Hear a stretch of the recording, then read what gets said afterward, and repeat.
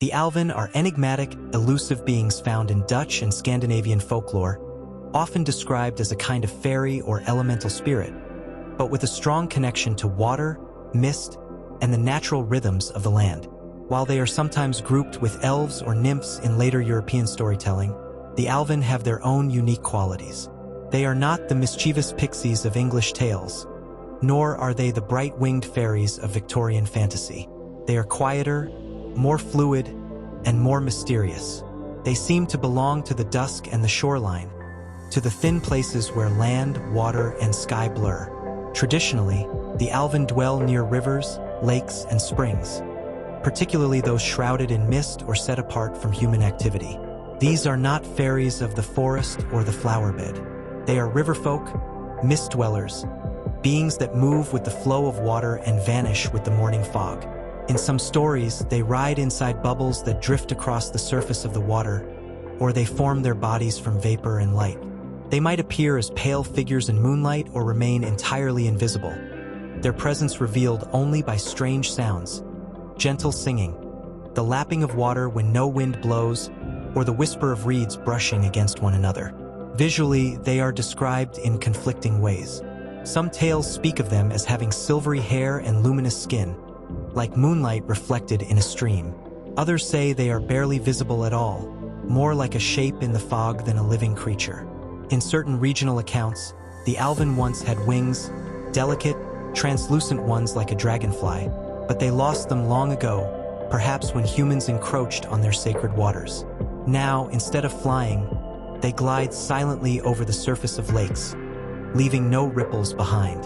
Alven are deeply tied to their environment. They are known to be guardians of the waterways, keeping watch over the health of rivers and the purity of springs. When the water is respected, kept clean, used with reverence, and left undisturbed, they are thought to be benevolent. A fisherman might find his nets full, or a traveler might experience unusually clear weather. But if the water is harmed, if a spring is drained, a river dammed, or waste dumped into a lake, the Alven can become vengeful. Their wrath doesn't come in storms or fire, but in subtle, unsettling ways. Crops might fail, livestock might go missing, strange dreams might plague a household. A child could vanish into the mist, only to return much later, silent and changed. Some folkloric sources suggest that Alven have a spiritual role, ferrying the souls of the drowned to a peaceful resting place, an echo of psychopomp figures in other mythologies.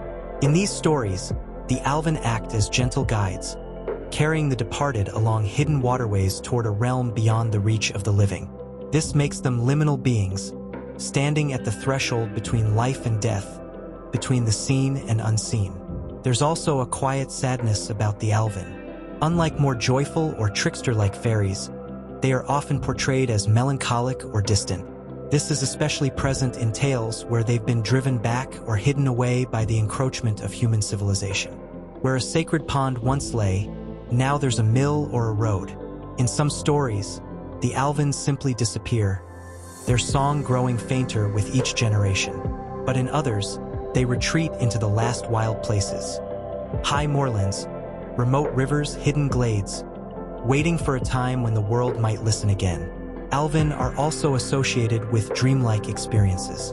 A traveler who sleeps too close to a misty river might awaken disoriented, with the strange sensation that they've been watched, or even touched by something gentle but alien. Some say that stepping into a circle of Alven mist could lead to being pulled into their world. A person might vanish for days or weeks and return forever changed, either eerily silent, or blessed with uncanny knowledge, or cursed to never again find peace in the human world. Though they are rarely mentioned in mainstream fairy lore, the Alven embody a quieter, older kind of magic, the magic of the land before it was named, the water before it was mapped.